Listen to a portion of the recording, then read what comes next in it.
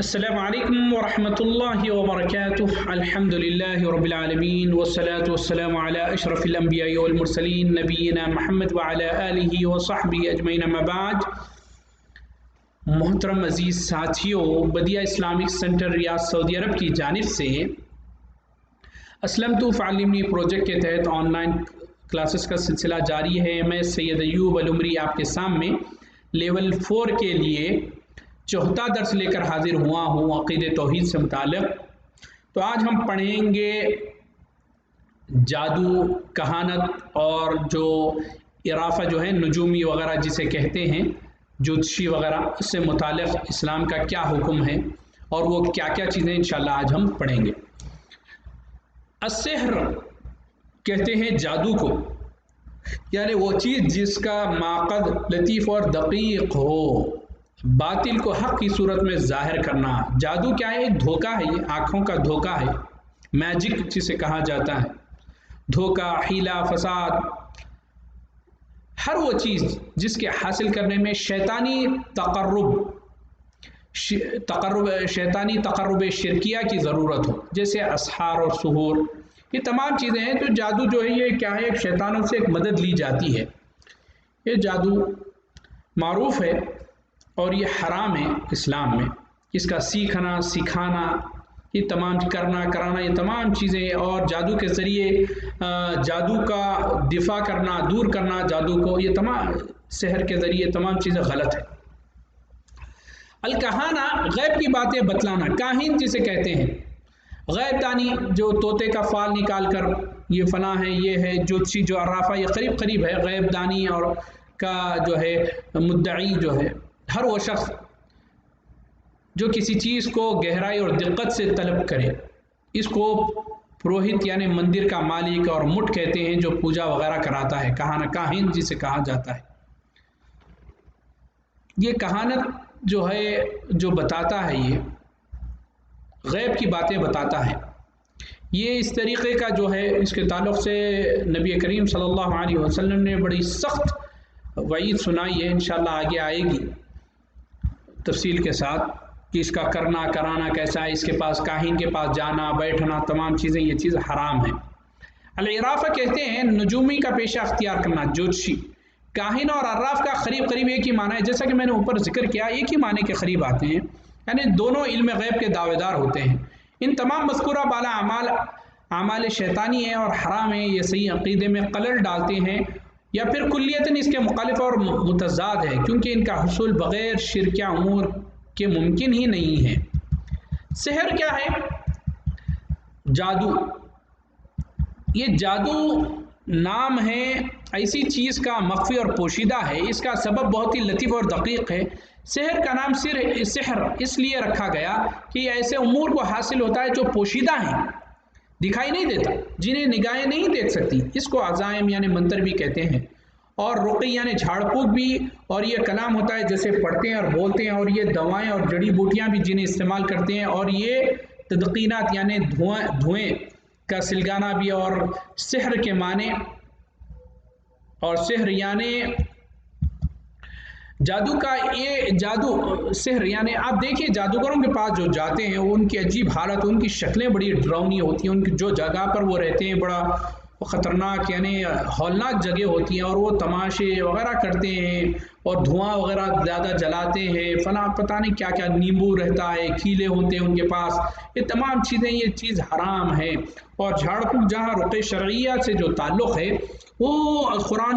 قرآن کی آیتوں کو پڑھ کر اگر کوئی دم کرتا ہے، یا نبی کریم صلی اللہ علیہ وسلم سے جو ثابت شدہ صحیح دعائیں ہیں اس سے اگر پڑھ کر دم کرتا ہے درست ہے، تو یہ چیز جائز ہے۔ لیکن وہ جادو، لیمبو، کوئلہ،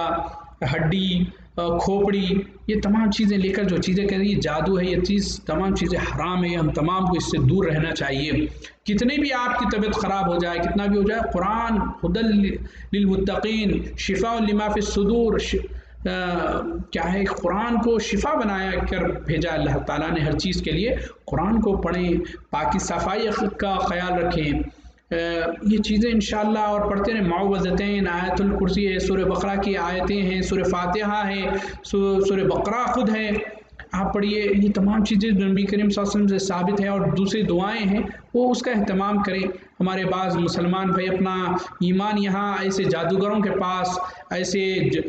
تماش بین لوگوں کے پاس جا کر ضائع کرتے ہیں، تو ان تمام چیزوں سے بچنا چاہیے۔ جادو ایک مبنی برا حقیقت چیز ہے،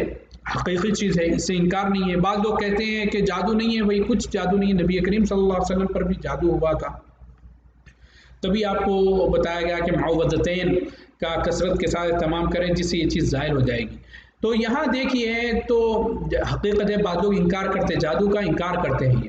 نہیں ہو سکتا، جادو کوئی چیز نہیں ہے، لیکن ایک جادو ایک برحق حقیقت والی چیز ہے۔ اسے جادو میں ایسی قسمیں بھی ہیں جو دلوں میں اثر کر جاتی ہیں اور جسموں کو متاثر کرتی ہیں، جس سے آدمی مہلک مرض میں مبتلا ہوتا ہے، اور اسے جادو سے قتل بھی کر دیتے ہیں۔ ایک قتل کیا ہے؟ سبب بنتا ہے جادو آدمی کے ختم ہونے کا۔ نیز اسی میں میاں بیوی سے جدائی، جو خطرناک جو جادو بولتے ہیں، جسے کالا جادو بھی بنگالی جادو کہا جاتا ہے عام زبانوں میں، کہ میاں بیوی کے درمیان لڑائی جھگڑا جا کر دور کر دیا جاتا ہے۔ لیکن اس جادو میں جو اثر ہوتا ہے وہ اللہ تعالیٰ کی کونی یعنی قدری اذن اور حکم سے ہی ہوتا ہے، یعنی جادو میں جو اثر ہوتا ہے وہ اللہ رب العالمین کے حکم سے ہی ہوتا ہے۔ نیز یہ ایک شیطانی عمل ہے، اکثر اس عمل تک رسائی بغیر شرک ممکن ہی نہیں ہے، بلکہ یہ شرکیہ عمل ہے جادو خود، اور چڑھاوا اور ذبیحہ وغیرہ ان خبیث روحوں کے نام پر پیش کرنا، جو ان سے اپنی پسندیدہ چیزیں ہیں، تب ان کا تقرب حاصل ہوتا ہے، اور پھر ان سے خدمت لینے کے لیے ان کے ساتھ شرک کا ہونا بہت ضروری ہے۔ جو خبیث جو شیاطین ہوتے ہیں، جن جو ہوتے ہیں، جب ان سے تقرب ایسے ہی حاصل نہیں ہوتا، بلکہ ان کے لیے گندے کام کرنے پڑتے ہیں، حرام کام کرنے پڑتے ہیں، اللہ کو ناراض کرنے والے کام بہت زیادہ کام کرنے پڑتے ہیں، تب جا کر وہ خبیث جو جن ہوتے ہیں وہ ان کے خوابوں میں آتے ہیں، پھر وہ ان سے منمانی کام لیتے ہیں۔ یہ تمام چیزیں حرام ہیں اور غلط چیزیں ہیں۔ یہ اسی بنا پر شارع یعنی نبی کریم صلی اللہ علیہ وسلم نے اس سحر کو شرک کے ساتھ جوڑا ہے، جیسا کہ آپ صلی اللہ علیہ وسلم نے فرمایا اجتنبوا السبع الموبقات قالوا وما هي قال الاشراك بالله والسحر۔ جہاں نبی کریم صلی اللہ علیہ وسلم نے 7 ہلاک کرنے والی چیزوں کا ذکر کیا ہے، صحابہ کو بتایا ہے، وہاں آپ نے 7 تفصیل کے ساتھ ذکر کیے ہیں۔ اس میں ایک شرک ہے، جادو ہے، اور اسی طریقے سے کیا ہے، حقوق الوالدین ہیں، ماں باپ کی نافرمانی، اور دوسرا کیا ہے، پاک دامن عورتوں پر تہمت لگانا ہے، اور میدان جنگ سے بھاگنا ہے، یہ تمام چیزیں شامل ہیں۔ تو یہ جادو شرک کے زمرے میں آتا ہے، اور یہ شرک میں داخل ہو جاتا ہے 2 وجہوں سے۔ 2 وجہ ہیں اس کی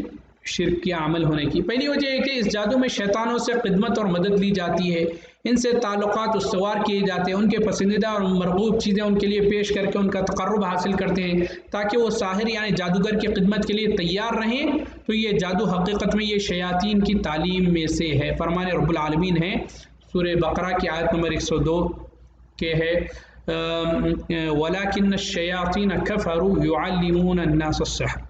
بلکہ یہ کفر شیطانوں کا تھا جو لوگوں کو جادو سکھایا کرتے تھے۔ جو ہاروت و ماروت کا جو واقعہ ہے اس میں یہ آیت ہے وَمَا كَفَرَ سُلَيْمَانُ وَلَكِنَّ الشَّيَاطِينَ كَفَرُوا يُعَلِّمُونَ النَّاسَ السِّحْرَ، یہ آیت ہے۔ دوسری وجہ یہ ہے کہ اس میں علم غیب کا دعویٰ پایا جاتا ہے، اور اللہ تعالیٰ کے ساتھ علم غیب میں مشارکت کا بھی دعویٰ ہے، اور یہ دونوں دعوے سراپا کفر و ضلالت ہیں، جیسا کہ اللہ رب العالمین کا ارشاد ہے وَلَقَدْ عَلِمُوا لَمَنِ اشْتَرَاهُ مَا لَهُ فِي الْآخِرَةِ مِنْ خَلَاقٍ، وہی آیت کہ جو آخر میں جو پہلے گزری ہے اسی کا آخری حصہ ہے، اور وہ بالیقین جانتے ہیں کہ اس کے لینے والے آخرت میں کوئی حصہ نہیں ہے ان کے لیے، جو جادو کرتے ہیں ان کے لیے کوئی آخرت میں حصہ نہیں، یعنی آخرت کی کامیابی اور اس کے لیے کوئی حصہ نہیں ہے۔ وَلَقَدْ عَلِمُوا لَمَنِ اشْتَرَاهُ مَا لَهُ فِي الْآخِرَةِ مِنْ خَلَاقٍ، جو جادو میں یہ سکھاتے ہیں ان کے لیے آخرت میں کچھ نہیں ہے بلکہ رسوائی ہے۔ تو محترم سامعین، یہ چیزیں تھیں۔ تو جب معاملہ ایسا ہے تو پھر اس کے کفر و شرک ہونے میں کوئی شبہ باقی نہیں رہ جاتا، اور یہ چیز عقیدے کے متضاد اور سراسر مخالف ہے، لہذا اس عمل کے کرنے والے کو قتل کر دینا واجب اور ضروری ہے۔ یعنی جادوگر کی سزا کیا ہے؟ اس کا قتل ہے، جیسا کہ اکابر صحابہ رضوان اللہ تعالی علیہم اجمعین کی جماعت نے ایسے لوگوں کو قتل کیا ہے۔ اب تو موجودہ زمانے کے لوگ جادوگر اور فن جادوگری کے سلسلے میں بہت تساہلی اور سستی برتنے میں لگتے ہیں، اور بسا اوقات تو ایسے لوگ اپنے دل فریب فنون میں سے ایک فن شمار کرتے ہیں جس پر بڑا ناز اور فخر کرتے ہیں۔ جادوگر کو قیمتی انعامات دیتے ہیں اور داد تحسین دیتے ہیں اور ہمت افزائی کرتے ہیں۔ جادوگروں کے لیے منظم پروگرام اور انعامی محفلیں منعقد کی جاتی ہے جس میں فن جادوگری سے رغبت اور دلچسپی رکھنے والے اور انہیں تشجیعی کلمات سے نوازنے والے ہزاروں کی تعداد میں شرکت کرتے ہیں۔ حالانکہ یہ عمل دین کے ساتھ انتہائی درجے کی جہالت اور عقیدہ اسلامیہ کے سلسلے میں غایت درجے کی تساہلی اور تہاون ہے، نیز اس سے دین کو تماشا اور مذاق بنانے والوں کو قوت اور استحکام ملتا ہے۔ بات واضح ہے۔ الکہانہ والعرافہ، کہانت اور نجومی کا پیشہ، یہ دونوں یعنی کاہن اور عراف علم غیب کا دعویٰ کرنے والے ہیں اور ان چیزوں سے متعلق اپنی معرفت جتلاتے ہیں جو کہ غائب اور کھو گئی ہے یا جو مستقبل میں واقع ہونے والی ہے، جیسا کہ ان چیزوں کے متعلق خبر دینا جو زمین میں واقع ہوگی یا واقع ہونے والی ہوتی ہیں، اور جو چیز کھو گئی یا ضائع یا چوری ہو گئی وہ کسی چیز کے دستیاب ہو گئی، ان سب کے متعلق جو کچھ کہتے ہیں در حقیقت ان شیاطین سے خدمت اور تعاون لیتے ہیں جو آسمان میں چھپ کر فرشتوں کی باتوں کو خفیہ چوری سے سن لیتے ہیں، جیسا کہ اس سلسلے میں فرمان رب العالمین ہے هل انبئکم علی من تنزل الشیاطین تنزل علی کل افاک اثیم یلقون السمع واکثرهم کاذبون۔ کیا میں تمہیں بتلاؤں کہ شیطان کس پر اترتے ہیں؟ وہ ہر ایک جھوٹے گنہگار پر اترتے ہیں، اچکتی ہوئی سنائی پہنچا دیتے ہیں اور ان میں سے اکثر جھوٹے ہوتے ہیں۔ یہ جو شیاطین ہوتے ہیں جا کر آسمان پر، آسمانی دنیا پر وہاں کان لگائے کھڑے بیٹھ جاتے ہیں دبک کر، اور وہاں جو فرشتوں کے درمیان جو اللہ رب العالمین نے ان کو حکم دیا ہوتا ہے وہاں سے کچھ سن لیتے ہیں، اور یہاں آ کر ایک کو 100 بنا کر 100 جھوٹ بیان کر دیتے ہیں۔ وہ جادوگر کو، کاہن کو سنا دیتے ہیں، عراف کو، وہ لوگوں کو بتاتا ہے دیکھو میں بولا ہوں اس طریقے سے ہو گیا ہے۔ اسی لیے اللہ تعالیٰ نے ان کی جو گھات لگاتے ہیں اوپر بیٹھ جاتے ہیں چھپے آسمان سے باتیں سننے کے لیے، ان کے لیے اللہ تعالیٰ نے شہاب ثاقب کو رکھا ہے۔ وہ آتا ہے، جب کبھی آتا ہے ان کو آ کر جیسے ہی اس شہاب ثاقب سے وہ ٹکراتے ہیں جل کر وہیں ختم ہو جاتے ہیں۔ اللہ تعالیٰ نے ان کے لیے مارنے کا، ختم کرنے کا ذریعہ بنایا ہے۔ یہاں تفصیل آ رہی ہے، دیکھیں آپ پڑھ بھی سکتے ہیں۔ یعنی یہ شیاطین جو ہیں، شیاطین فرشتوں کی گفتگو میں سے کسی بات کو چھپ کر چرا لیتا ہے اور اسے کاہن کے کان میں ڈال دیتا ہے، اور پھر وہ کاہن اس ایک بات کے ساتھ 100 جھوٹ ملاتا اور لوگوں کو بیان کرتا ہے۔ لوگ اس بات کی وجہ سے جو آسمان میں سنی گئی تھی اس کی تصدیق کرتے ہیں، حالانکہ غیب کا جاننے والا صرف اور صرف تنہا ایک اللہ تعالیٰ ہی ہے۔ تو جس کسی نے علم غیب کے سلسلے میں اللہ تعالیٰ کے ساتھ اپنی مشارکت کا دعویٰ کیا، کہانت یا کسی اور چیز کے ذریعے یا کسی ایسی دعوے دار کی تصدیق کی، تو حقیقت میں اس نے اللہ تعالیٰ کا شریک ٹھہرایا ان چیزوں کے اندر جو صرف اللہ تعالیٰ ہی کی خصوصیت ہے بس۔ اور یہ کہانت شرک سے خالی نہیں ہے، کیونکہ یہ کہانت شیطانوں کا تقرب حاصل کر کے ہی کرتے ہیں، اور اسے مرغوب اور پسندیدہ چیزیں ان کے لیے یہ کاہن پیش کرتے ہیں، تو یہ دراصل توحید ربوبیت میں شرک ہے۔ اللہ اکبر۔ اور اللہ کے علم میں اللہ کے ساتھ مشارکت کا دعویٰ ہے، اور توحید الوہیت میں بھی شرک ہے۔ وہ کس ذریعے؟ کیونکہ اللہ تعالیٰ کا تقرب حاصل کیا گیا ہے اسی چیزوں کے ذریعے جو عبادت ہے، جیسا کہ جانور کا ذبیحہ وغیرہ پیش کر کے کیا جاتا ہے، جنوں سے تقرب حاصل کیا جاتا ہے، حالانکہ ذبیحہ جو ہے وہ اللہ کے لیے ذبح کرنا ہے۔ سیدنا ابو ہریرہ رضی اللہ تعالیٰ عنہ سے مروی ہے، نبی کریم صلی اللہ علیہ وسلم فرمایا من اتی کاہنا فصدقه بما يقول فقد کفر بما انزل علی محمد۔ جو کسی کاہن، نجومی، جوتشی کے پاس گیا اور پھر اس کی باتوں کو تصدیق کی، جو کچھ وہ کہتا ہے بلا شبہ اس نے جو کچھ محمد صلی اللہ علیہ وسلم پر نازل ہوئی ہے ان تمام کا کفر کیا۔ جن چیزوں پر تنبیہ کرنا ہم ضروری سمجھتے ہیں ان میں سے ہمیشہ اور ہوشیار رہنے کی سخت ضرورت ہے، وہ یہ کہ جادوگر حضرات اور کاہن و عراف لوگوں کے عقائد کو بگاڑتے اور ख़राب کرتے ہیں، ان کے یہ حربے مختلف نوعیت کے ہیں۔ کبھی تو یہ ان کی نگاہوں میں اپنے آپ کو صادق اور طبیب اور وقت کے مشہور نباز ظاہر کرتے ہیں اور مریضوں کو حکم دیتے ہیں کہ وہ غیر اللہ کے نام پر ذبیحہ پیش کریں، یعنی ایسا دمبا بکرا یا مرغ ذبح کریں جو ایسی صفات کے حامل ہو، یعنی کالا بکرا چاہیے، کالا مرغا چاہیے، فلاں کالا بھیڑ چاہیے، ہے نا، اس طریقے سے کہا جاتا ہے۔ یا ان کے لیے شرکیہ منتر اور شیطانی تعویذ کی لکیریں لکھتے ہیں جن کے محافظ اور دفاع کا نام دیتے ہیں، گندگی سے لکھتے ہیں، پیشاب سے بعض الفاظ لکھتے ہیں، یہ شیاطین کو خوش کرنے کے لیے۔ انہیں اپنی گردنوں میں لٹکانے کے لیے اپنی صندوقوں میں گھروں میں رکھتے ہیں۔ بعض ایسے ہیں کہ اپنے آپ کو ظاہر کرتے ہیں، گمشدہ چیزوں کا علم رکھتے ہیں اور جو چیزیں ضائع ہوتی ہیں وہ کسی جگہ پر اس کی اطلاع دیتے ہیں۔ اس طریقے سے ان کے پاس جاہلوں کی آمد شروع ہو جاتی ہے اور اپنی گمشدہ چیزوں کے متعلق ان سے سوال کرتے ہیں تو یہ انہیں ان چیزوں کی خبر دیتے ہیں۔ یعنی ان شیاطین کو پہلے خوش کیا جاتا ہے، شیاطین ہی وہ چیزوں کو چوری کرتے ہیں، جب ان کو خوش کیا جاتا ہے انسان شرکیہ اعمال کرتا ہے، کفریہ اعمال کرتا ہے تو پھر اسے لوٹا دیتے ہیں۔ یعنی انسان شیطان کیا کرتا ہے، انسان کے عقیدے کو تباہ و تاراج کر دیتا ہے، اس کو اللہ تعالیٰ سے ناراض کر دیتا ہے اور شرکیہ اعمال اس سے سرزد کرواتا ہے، پھر اس کو لا کر وہ چیز دے دیتا ہے۔ تو اس طریقے سے انسان کفری اعمال کرتا ہے اور اللہ کو ناراض کرتا ہے اور دار اسلام سے خارج ہو جاتا ہے۔ یہی شیطان کا مشن ہے، شیطان کے کارندوں کا یہی مشن ہے۔ دوسری چیز یہ ہے، کچھ ایسے ہیں جو اپنے آپ کو ان کی نگاہوں میں ولی ثابت کرتے ہیں، ان کے اندر خراق اور کرامت پائی جاتی ہے، جو آج کل درگاہوں پر اور عرسوں پر یہاں بیٹھ کر اپنے آپ کو ولی اللہ ثابت کرتے ہیں، ہرے شملے پہن کر، پیلے شملے پہن کر اپنے آپ کو کرامت ولی اللہ ثابت کرتے ہیں۔ بعض دیکھتے ہیں کہ آگ میں داخل ہو جاتے ہیں، آگ ان پر کوئی اثر نہیں کرتی، بعض شعبہ دباز کرتے ہیں، نظر بندی سے آپ کے سامنے کچھ چیز ہوتی ہے ایسا چھپا دیتے ہیں۔ یہ تمام حقیقت میں جادو اور اعمال شیطانی ہیں۔ ان قسم کے کرتب اور شعبہ دبازی کی چیزیں ان جیسے سرفروں کے ہاتھوں جاری ہوتی ہیں جو فتنے کے سوا کچھ نہیں ہیں، یا یہ تخیلاتی امور ہیں جن کے سرے سے کوئی حقیقت ہی نہیں ہے، بلکہ یہ تو خفیہ یعنی پوشیدہ ہیلے اور مکر ہیں جسے اس کے فنکار لوگوں کی نگاہ کے سامنے پیش کرتے ہیں، جیسا کہ فرعون کے جادوگروں نے رسی اور لاٹھی کا کرتب دکھایا تھا۔ شیخ الاسلام ابن تیمیہ رحمۃ اللہ علیہ نے بطاحی احدی رفاعی کے جادوگروں کا ایک مناظرے کے سلسلے میں فرمایا کہ شیخ البطاحی فرماتے ہیں، بطاحی نے اپنی آواز کو بلند کرتے ہوئے کہ ہم اصحاب حالات اور کمالات ہیں اور ایسی خوبیوں کے فنکار ہیں، اور ہمارے خوارق حالات میں سے آگ کے اندر صحیح سلامت محفوظ رہنا ہے، اور اس کے علاوہ دیگر ایسے ہنر اور کمالات ہیں جو صرف ہماری ہی امتیازات اور خصوصیات ہیں، لہذا ان خوبیوں کی وجہ سے خوارق حالات سے مراد یہ کہ ایسی چیز پیش کرنا جو انسان کے بس کی نہ ہو،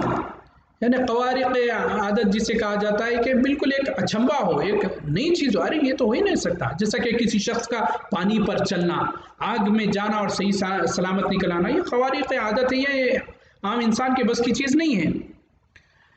اس طریقے سے یہاں دیکھیے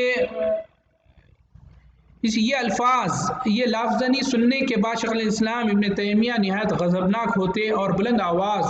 گویا ہوئے، میں تمہیں احمدیوں کو خواہ دنیا کے کسی بھی مغرب اور مشرق جہت وغیرہ میں رہتے ہوں، سب کو مخاطب کرتے ہوئے کہتا ہوں کہ تم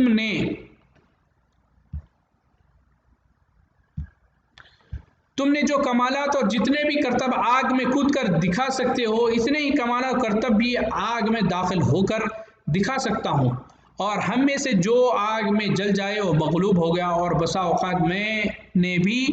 کہا کہ اس پر اللہ تعالیٰ کی لعنت ہو، لیکن دیکھیں کس طریقے سے اللہ تعالیٰ کی لعنت ہو، لیکن یہ شرط کہ پہلے ہم سب اپنے جسموں کو سرکہ اور گرم پانی سے دھو لیں پھر آگ میں کودیں۔ آپ کا ایسا کہنا تھا کہ تمام عمرہ اور سارے لوگ متعجب ہوئے اور اس سلسلے میں مجھ سے دریافت کرنے لگے، تو میں نے انہیں جواب دیا کہ یہ لوگ آگ میں داخل ہونے کے لیے ایک خلیہ اپناتے ہیں جسے چند چیزوں سے تیار کرتے ہیں، یہ وہ کہ مینڈک کا تیل، لیمون کا چھلکا اور ہجر تلق جو